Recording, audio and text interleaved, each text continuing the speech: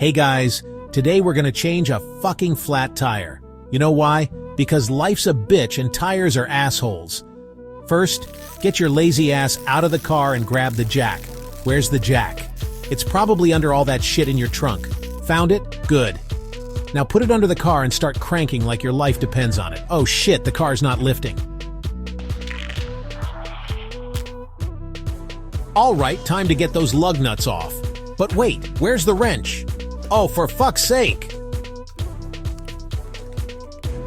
Now yank that flat piece of shit off and throw it as far as you can.